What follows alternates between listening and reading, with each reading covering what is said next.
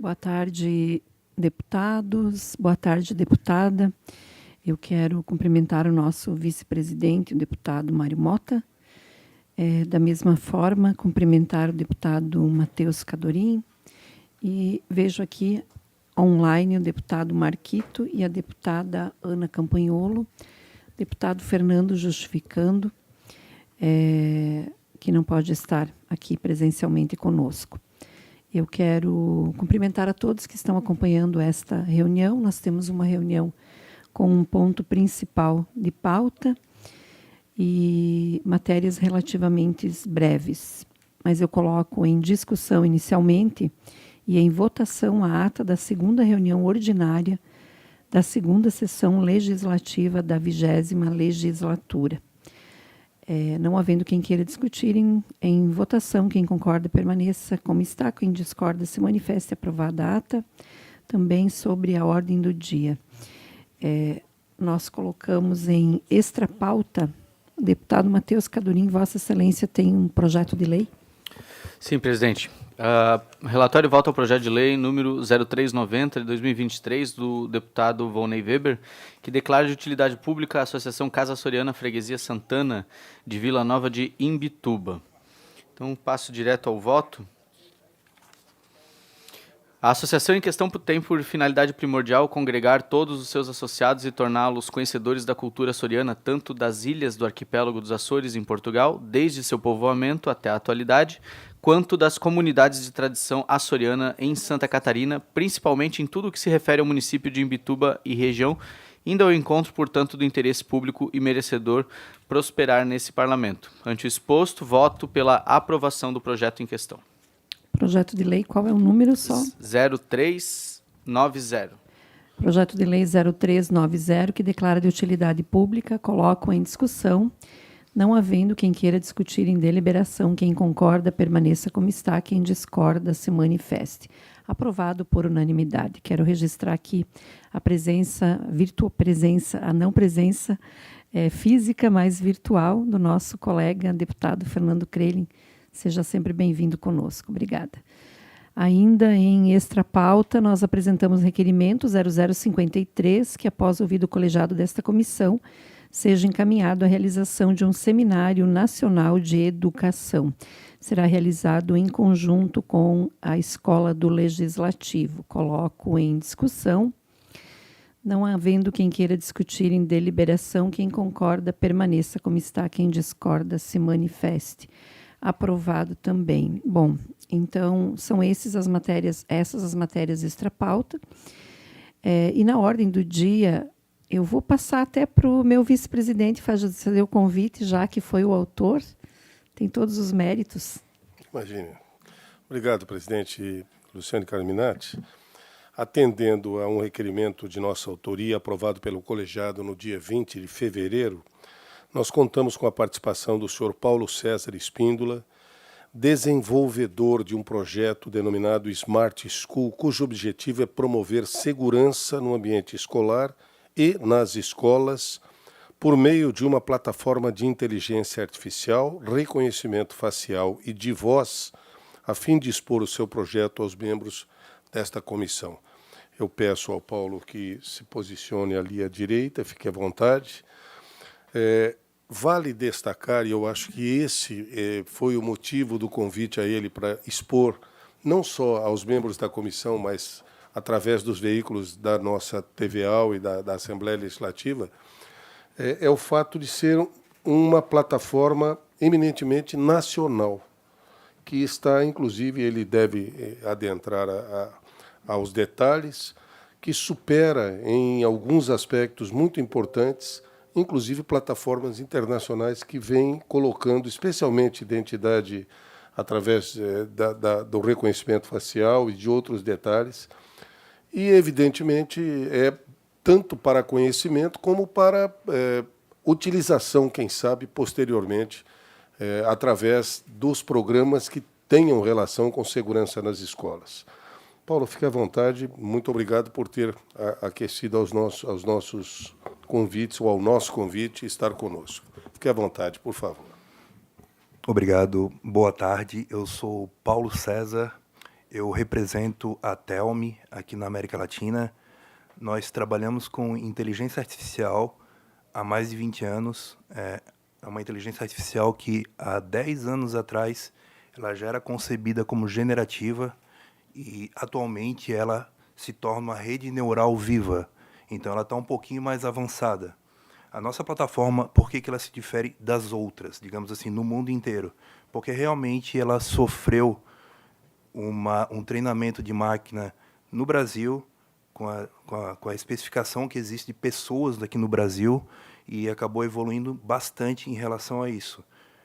Ela trabalhou durante 5 anos aí com a Polícia Militar de Santa Catarina, então ela desenvolveu muito, assim como ela desenvolveu também a Polícia Militar em termos de operações.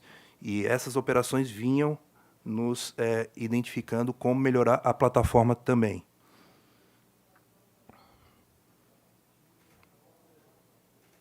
Deixa eu só compartilhar aqui.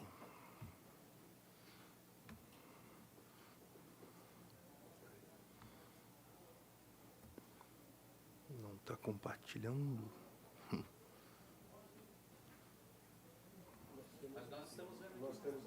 Ah, tá indo, tá aparecendo para vocês, não? Tá.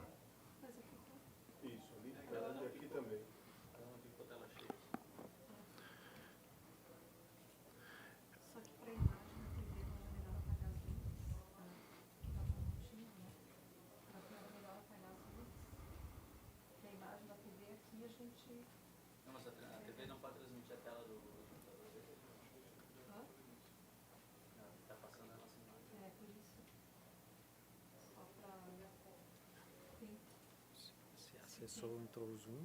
Você entrou no Zoom? Entrei no Zoom, a princípio.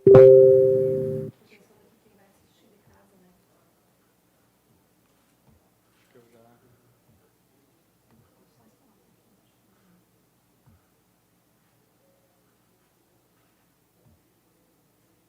Porque a TV entra pelo Zoom. Se ele tá no Zoom, a TV vai pegar. Agora foi. Como é que ele compartilha aqui? Todos estão vendo a tela? Estão conseguindo acompanhar? A nossa inteligência artificial, ela tem o diferencial que ela pega as imagens e ela transforma em vetores. Então, a gente compara imagens, transforma em vetores, e isso faz uma extração 3D dos rostos e transforma tudo em assinatura digital. Essa assinatura digital, ela é feito um hash e a gente compara assinaturas com assinaturas. Eu pego uma base de dados e comparo com outro texto para fazer isso de uma forma muito mais dinâmica. Então, as comparações elas são feitas de uma maneira na ordem de 1 bilhão de comparações em menos de 1 segundo. Então, é em tempo real. Quando a gente vai falar de inteligência artificial, é muito importante falar desses elementos, porque há 10 anos atrás já se tentou implantar em vários locais.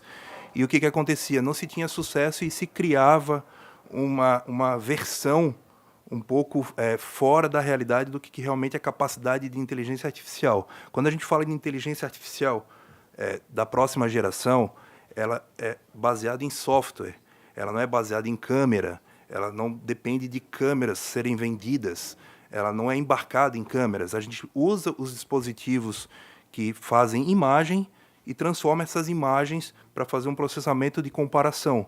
Então, isso é algo bem diferenciado mesmo, né? Em termos global, mesmo comparando com fabricantes japoneses, israelenses, russos, do mundo inteiro, realmente tem um diferencial bem grande em função de não trazer esses artefatos para a infraestrutura já existente do Estado, do município, que seja. Então, realmente, a estrutura ela se integra ao legado existente, seja esse legado de 10 anos, 15 anos, com pouca capacidade, mas o software é que faz esse ganho. Ela faz comparações de imagens, câmeras, a pessoa quando evolui, parte de barba, óculos, se tiver com máscara, com capuz, com dificuldade, tudo isso o sistema está identificando tudo o que acontece na tela, para depois ser processado. Pessoas que estão andando de capuz, por exemplo, elas são pessoas estranhas ecossistema. E isso é identificado como algo estranho automaticamente e traz para o armazenamento e, na hora, é informado a algum agente por geolocalização que esteja mais próximo para poder observar, intervir. A tomada de decisão sempre é do humano, por último, né? O importante é ter o informativo, fazer o meio da informação para entregar na ponta a decisão do agente. Explicando um pouco disso, para realmente trazer depois o comparativo do que é feito até hoje, que acaba não se tendo sucesso. Se tentou implantar em alguns locais e acabou não se conseguindo, como estádio de futebol, ruas, dava falso positivo. Não se fala mais de falso positivo quando se fala de inteligência artificial. Quando é inteligência artificial pura mesmo. Quando a gente vê softwares embarcados em câmeras, existe todo um agregado até de algoritmos que são para portarias de prédio, que se dá uma melhorada nele para poder fazer o uso como inteligência artificial, onde na verdade não é. A gente tem alguns projetos que a gente está fazendo em algumas escolas, onde é identificado na parte de perímetro mesmo, a parte de fora da escola, se o aluno entrou, quanto tempo que ele demora para ir até a sala de aula, se ele foi até a sala de aula, se ele não apareceu, conforme foi o interesse dos gestores do corpo docente, trazer essa informação para os pais, para a administração, para a diretoria, direto para as secretarias. Isso tudo é integrável, todas essas informações é integrável até um BI. Então, por API que a gente desenvolve, que é onde faz a ponte com outros softwares, essa comunicação é muito fácil, muito tranquila de se fazer. Por que eu estou falando um pouco disso? Porque essas informações é o que faz toda a diferença para o bom funcionamento dessa inteligência. É pegar aquilo que está sendo captado e levar para outras plataformas, se for o caso. Então, aqui é feita a identificação sem a ajuda do humano. Vejam bem, se a gente perceber em alguns momentos, a pessoa está de lado, está de capuz, passou rapidamente, é identificado prontamente, como a gente pode ver aqui, para poder trazer essa informação.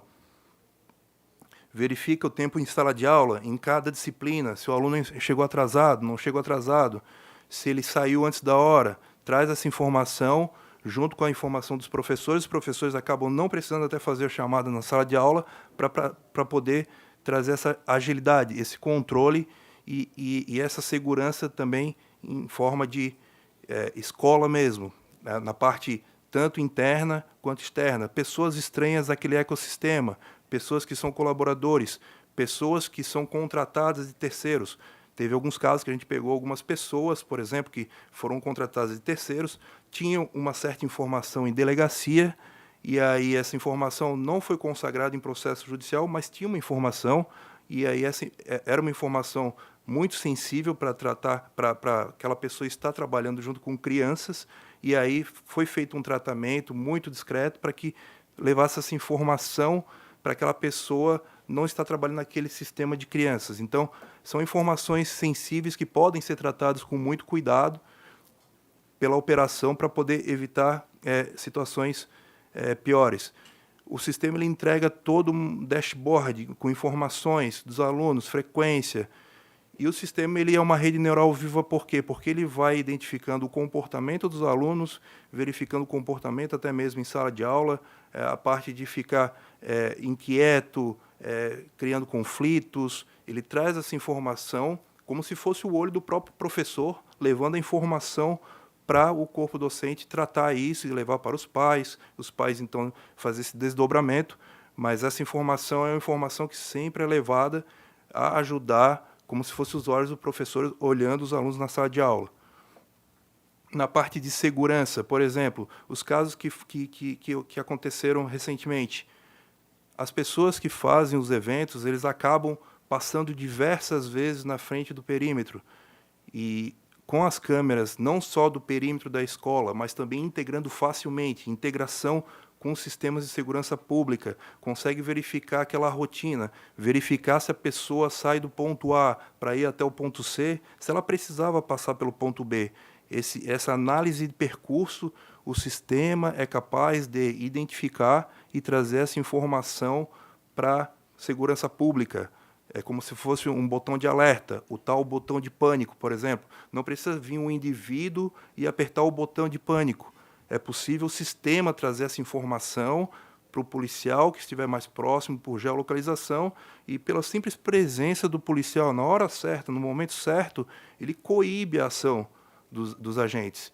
Então, esses elementos, por exemplo, quando a gente fala de integração novamente, o que aconteceu em Indaial, o indivíduo que foi alvejado, ele tinha um mandado de prisão expedido pelo Amazonas. Facilmente a gente consegue fazer essa integração entre os estados para trazer essa informação e, de maneira preventiva, identificar a circulação da pessoa numa vida normal. A pessoa já está em outro estado, ela se sente confortável para fazer uma vida normal, e aí já teria sido identificado também. E aí seria preso, não aconteceria o que aconteceu. O rapaz, ele saiu de casa para ir até a escola, não chegou na escola. É normal aquele horário, ele está dentro da sala de aula. Se ele não chegou, o sistema pode trazer a informação que aquela pessoa não chegou e mandar para os pais, mandar para o corpo docente, para tratar a informação e, então, levar isso adiante para uma investigação mais apurada, para não passar as tais 24 horas que, depois que tem uma pessoa desaparecida, começa a ficar um pouco mais Aqui são algumas informações sobre o que está acontecendo, os movimentos que vêm acontecendo em função da proteção nas escolas. São várias iniciativas, projetos de leis, vários organismos. O que é muito importante de todos eles estarem conversando sobre essa inteligência artificial, a parte de integração, a parte das bases de dados, a parte de procurados, a parte de desaparecidos. Por exemplo, quando a gente vai falar de crianças desaparecidas, hoje o que é muito importante falar? No Sinalid. O Sinalid foi criado pelo Ministério Público do Rio de Janeiro. Se todas as polícias do Brasil trouxessem essa informação para o Sinalid, teria isso centralizado já na parte operacional, e aí integrava só com aquele sistema para poder trazer essa informação rapidamente. Uma criança que desaparece daqui é encontrada em outro local, em outro estado, facilmente conseguiria fazer a identificação pelas câmeras dos outros estados também, que também se integram. O sistema, por ter essa facilidade de integrar qualquer sistema que gera imagem, então ele consegue facilmente se integrar à infraestrutura existente. Aqui a gente fala um pouco mais dos benefícios da plataforma. A parte de integração, a parte de ser agnóstico, são duas coisas que são muito importantes as pessoas conversarem, debaterem sobre isso, porque não tem necessidade de mudança em infraestrutura, trazer câmeras caríssimas de alta capacidade para poder fazer inteligência artificial com qualificação. Não tem essa necessidade, é muito prático, muito fácil mesmo de ser utilizado. A dificuldade está o que foi feito no passado por muito tempo, que é o treinamento de máquina e desenvolvimento no Estado. E isso faz um fluxo também muito, muito fácil. As crianças chegarem na escola, os jovens chegarem na escola, passarem por catracas, automaticamente sendo identificados já nas câmeras perimetrais e nas próprias catracas, para ver se a pessoa que está entrando, ela pode entrar naquele horário, se ela faz parte daquele ecossistema também. Aqui a gente fala um pouco mais da parte de detecção, de capacidade do software, interface personalizada. Então, é uma inteligência artificial que é feita no Brasil. Nós somos fabricantes da inteligência artificial, então a gente está vindo nessa colaboração de falar com os organismos, com as pessoas interessadas, justamente para ampliar o debate, falar um pouco mais sobre o assunto, que se fala pouco ainda, não só no Brasil, como no mundo inteiro, e se colocar à disposição da comissão no que for preciso. O que é importante nisso aí é ver na prática mesmo o que a gente faz. A gente coloca nos locais que forem interessantes para observarem, verem a coisa acontecer mesmo, fazerem as métricas que devem ser feitas e verificar qual é a capacidade de sucesso. O que eu posso dizer para vocês? Quando a gente coloca num lugar, sempre é uma surpresa. A gente colocou recentemente no Paraná, era para fazer segurança perimetral, e lá está sendo feito toda uma reanálise da evasão escolar. Surgiram surpresas incríveis que a gente não imaginava, ninguém conseguia imaginar, em relação à parte de alunos em sala de aula, professores em sala de aula, como é que é esse comportamento nesses dois no ambiente. Os atrasos, a parte de crianças com algumas síndromes. O sistema ele é capaz de identificar essa parte comportamental mais sensível também. Ele consegue identificar o comportamento. Uma criança inquieta, por exemplo, não é taxar, não é apontar o dedo, é realmente ter a capacidade de perceber, observar e trazer informação para o humano tratar da melhor forma possível. Muitas vezes o professor não consegue ter olho para todos os alunos, ele vem a contribuir, a colaborar. E ele aceita também as informações que é feito pelo próprio corpo docente, informando quem é os alunos cadastrados, se aquele aluno realmente ele só entra na segunda aula, se ele sai mais cedo, se ele tem uma questão de requisito médico. Então, isso tudo dá para interferir no sistema, para que o sistema aprenda e desenvolva em cima da situação. Eu vou pedir licença apenas para esclarecer o seguinte: como a gente pediu ao Paulo que objetivasse a aplicação em função do tempo, talvez a gente não consiga ter uma visão mais pragmática do que ele apresenta. Quando ele começa dizendo, por exemplo, que não há necessidade de se adquirir câmeras, porque a aplicação de tudo que o projeto pode oferecer está no software, não na câmera. A câmera pode ser a câmera que hoje existe na porta da escola, nas salas de aula, eventualmente, se é que existe ou não, no pátio do colégio. Quer dizer, qualquer coisa que gere imagem, mesmo que não seja de alta definição, pode ser utilizada pela plataforma. Ele coloca outras informações como possibilidade de você utilizar isso. Quer dizer, não significa dizer que a plataforma em si já vai identificar e já vai apontar isso ou aquilo. Quem utiliza a plataforma é que vai programando o que pode ou não ser interessante. E aí ele levou para a área externa da escola. Quando um aluno sai de casa, vamos supor, nós temos aqui, pela Polícia Militar, inúmeras câmeras no decorrer da própria cidade, já instaladas. Há como fazer a integração no mesmo espaço, na mesma plataforma dessas câmeras. E se um aluno sai de casa e não chega na escola, através da identificação, a plataforma tem hoje um algoritmo que pode chegar imediatamente a ter uma noção de para onde a criança foi ou algo parecido. Então, a importância maior que eu observei quando o Paulo esteve no nosso gabinete apresentando era a ideia, primeiro, de investimento, que não há necessidade de se investir milhões na compra de equipamentos para instalação, você pode aproveitar tudo que já existe hoje, e, em segundo lugar, evidentemente, trazer uma tecnologia que é nacional e que faz essa detecção de suspeição, enfim, de tudo que mais detalhadamente, porque é muita coisa que a plataforma pode ofertar, que acaba misturando um pouco na cabeça da gente.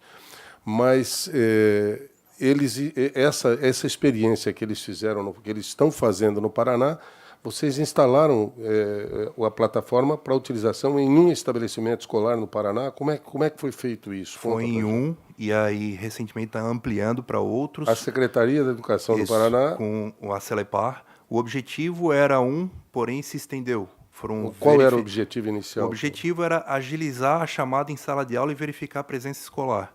Sim. E aí verificou-se a parte de segurança e começou a ampliar. Então, o sistema ele começa a identificar aquele ecossistema. Em uma semana, o sistema tem capacidade de aprender se aquele adulto do lado de uma criança é o adulto da rotina, é os pais. Sim. Então, o sistema, com poucas semanas, ele já estranha se for um avô entregar. Ele se autoprograma para ir angariando dados que poderão ser utilizados posteriormente em função de segurança escolar, por exemplo, se você quiser que seja nesse campo. É isso? Exatamente. É uma rede neural viva em função disso aí, que ele vai aprendendo e desenvolvendo em cima do ecossistema e da atmosfera que é criada em cada dia. Ok. Fique à vontade, por favor. Eu quero cumprimentá-lo primeiro.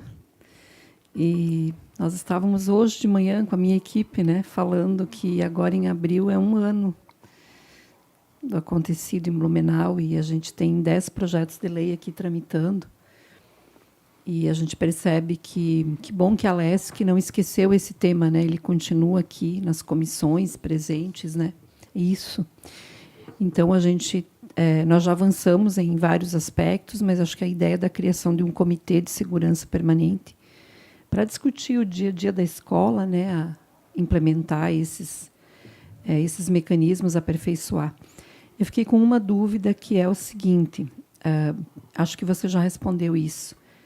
Aqui em Santa Catarina não tem nenhuma experiência ainda, nem em rede municipal, nem estadual. Funcionou por 5 anos. Ele aprendeu, ele desenvolveu em Santa Catarina.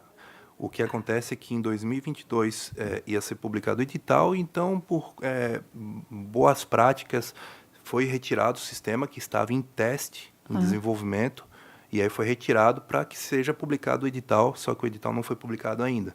Mas esse edital ele contemplava todas as câmeras do projeto BEM-TV. Ah, do Polícia Militar. Exatamente. Aham, BEM-TV, Polícia Militar. Tá, essa era uma... Desculpa, ele foi desenvolvido aqui, então, durante 5 anos ele trabalhou com o projeto BEM-TV. Foi. A gente Segurança tentou, geral da cidade. A gente tentou implantar no Brasil inteiro e aqui acabou andando na frente por 5 anos, porque teve realmente pessoas engajadas que queriam entender um pouco mais sobre a tecnologia. Ok. E aí ajudou a desenvolver a tecnologia também. Talvez a pergunta que eu faça ela é bem descabida, mas como a gente é da área da educação e não da segurança, então eu farei.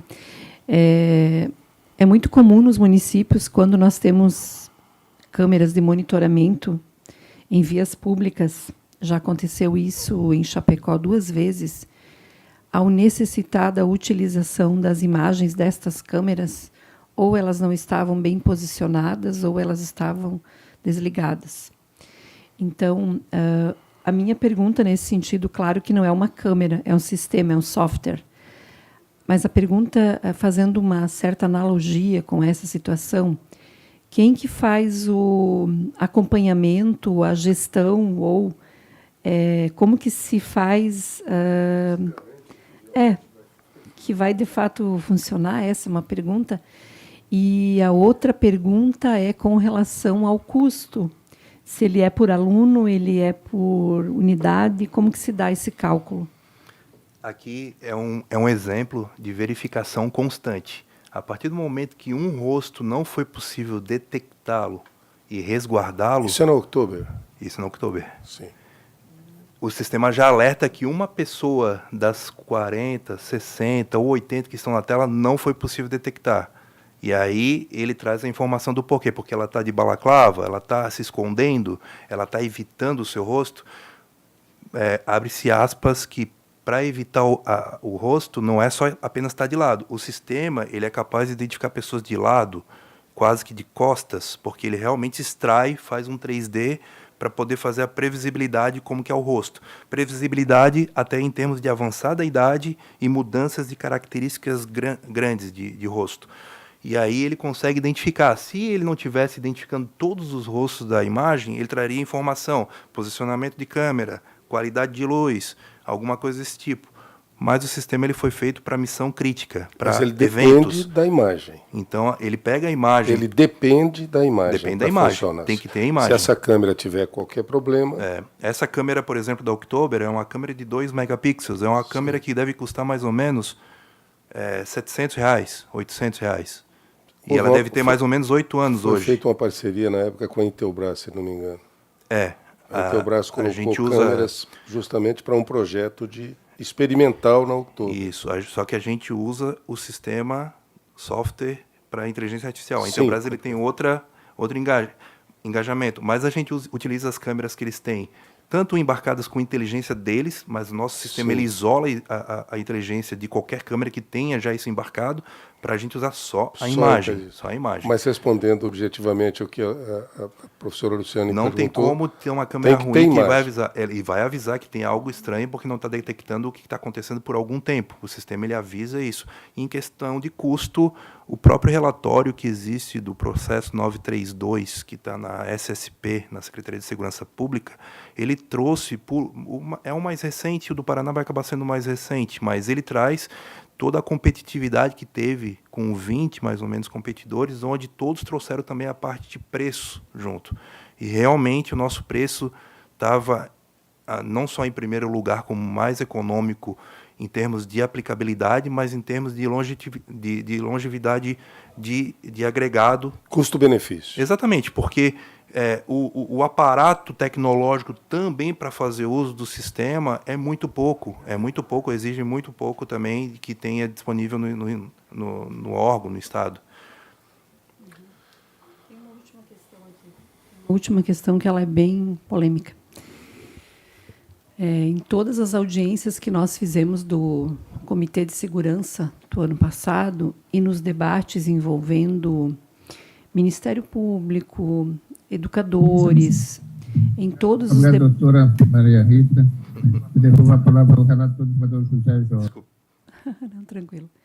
Em todos os debates que nós construímos do segurança escolar, não tem acordo o uso de câmeras em sala de aula. Perfeito. Não tem acordo. Não tem acordo porque a gente até poderia dizer, é porque não se quer expor um professor autoritário, enfim, a gente poderia fazer uma análise assim. Mas tem um outro aspecto, que a sala de aula ela é também uma relação de vínculo, uma relação de afeto. Não afeto no sentido físico, né? Afeto no sentido de que, cara, tá fazendo isso, vamos lá, né? Tu vai criando uma relação mais próxima com os seus estudantes.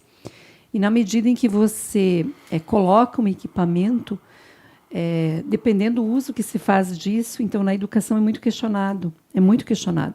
Eu não estou dizendo que eu estou fechado para o debate, não é isso, mas é que é um tema delicado, complexo, e que eu trago aqui porque quando você pensa nessa condição, você vai interferir em outro aspecto que a gente não vai conseguir avançar. Né? Então, é só uma questão que eu queria ponderar aqui. Não, é perfeitamente adequada a sua observação, professor. Eu não preciso ir longe, basta lembrarmos do BBB. O BBB são câmeras no dia a dia de um grupo de pessoas que mudam o seu comportamento na medida em que os dias vão passando. O que talvez tenha que se desenvolver seria, por exemplo, a colocação das câmeras de tal forma que, ao adentrar na sala de aula, verificou-se se o aluno está presente ou não, na porta, por exemplo, Sim. no pátio. Em enfim. algumas salas de aulas a gente tem assim também. Entrar No na sala de Paraná, aula... no Paraná sim. vocês não têm câmeras focalizando sala. Tem dentro da sala, inclusive aqui eu posso até rapidamente mostrar. Mas foi uma opção. Sim, Isso evidente. aí foi só em termos de opção mesmo, de evolução do sistema. É que foi se descobrindo coisas, não para condenar um ou outro, mas para contribuir e colaborar mesmo como um todo, né? Os alunos têm consciência de que há câmeras na sala. Tem consciência, mas eles não precisam olhar para nenhuma câmera Sim, para que tenha, evidente. porque todas as chamadas são identificadas, os alunos são identificados em frações de décimos de segundos assim que entram na sala de aula, e em cada disciplina também eles são identificados. E isso veio a contribuir para outras informações, mas em termos de segurança dos alunos mesmo, não é primordial que esteja dentro da sala. Isso aí foi só um avanço que foi feito. Sim. Mas tendo na entrada da sala de aula, na entrada da escola, no pátio, isso aí, nas áreas que são Você mais pode- tranquilas, eu pode entendo que é cruzar uma as evolução a informações. ser feita. Então lá já está tendo essas evoluções, né? Então cada momento é um momento de evolução, mas a priori mesmo, a câmera de frente de uma escola, identificando o aluno. A gente identificou esses dias uma criança saindo correndo, ela tinha autismo, e saiu correndo assim em direção à rua. O sistema prontamente identificou, e antes do policial chegar também identificou em alguns gestores que tinham recebendo no celular, no Telegram, eles acabam recebendo as informações, ele conseguiu agir, saiu da onde ele estava para pegar a criança onde ele sabia, porque ele conseguiu identificar a criança onde é que ela estava pelas câmeras. Ela passou por 3 câmeras, ela chegou a passar. E isso é 150 metros. Como então era, ela tava... como era uma atitude não comum, não usual, foi alertado para isso. Sim, é uma pessoa deslocando fora do comum, andando, subindo o muro, olhando para frente, para na frente da escola, se desloca, volta, para de novo, se desloca, volta. Então, isso são tudo situações estranhas que vão sendo identificadas e informadas, sempre trazendo informação para o humano tomar a decisão. Né? Muito bem. Da minha parte, eu agradeço muito. Eu também, eu sou entusiasta do assunto e bem familiarizado com esse sistema, então eu estou aqui torcendo para que a gente consiga avançar na questão da tecnologia em vários aspectos, né? E aqui a gente está falando de uma fração das possibilidades, né? Se a gente for pegar algo mais macro, por exemplo, o funcionamento imediato desse tipo de sistema nas ruas você já consegue, em fração de segundos, identificar desaparecidos, foragidos, né? Então, enfim, eu torço muito para que a gente possa... Eu acho que se tem um estado que tem capacidade e condição de poder avançar efetivamente nesse assunto, é Santa Catarina. Então, que a gente puder colaborar, estou à disposição. Eu quero, então, Paulo, agradecer a tua apresentação. Fica esse registro aqui dos colegas deputados. Não havendo mais questões a serem levantadas, eu encerro a presente reunião da Comissão de Educação e Cultura. Muito obrigada. Obrigado pela presença e eu fico à disposição também, conforme for para, se quiserem testar em algum lugar, a melhor maneira é testando mesmo, colocar em algum lugar e observando. Eu acho que quando observa e aí sem compromisso com custos, por exemplo, eu faço questão de botar mesmo, porque eu falei aqui 1% do que o sistema é capaz de fazer. Inclusive, a gente se surpreende sempre que a gente vai colocar em algum lugar. A gente colocou lá no Paraná pela primeira vez dentro do batalhão da polícia. E aí a gente descobriu que o estado do Paraná é o estado que mais tem gêmeos univitelinos no Brasil. Tinha 54 policiais na corporação. Só que isso gerou um outro problema de oportunismo, etc., por serem iguais. E aí... então foi bem, começa a surgir coisas, então o sistema é bem interessante dessa aplicação para olhar, observar e desenvolver em cima disso. E aí pode desenvolver até em cima de legislação, o importante é também a capacidade de desenvolver os editais para melhor economicidade do Estado também, porque a gente vê muita coisa sendo comprada sem conhecimento nenhum, com muito problema. Aqui próximo, aqui do lado mesmo, quando eu fui fazer a apresentação, tiveram uma surpresa, porque na hora me pediram quanto é que custa para fazer a mesma coisa aqui.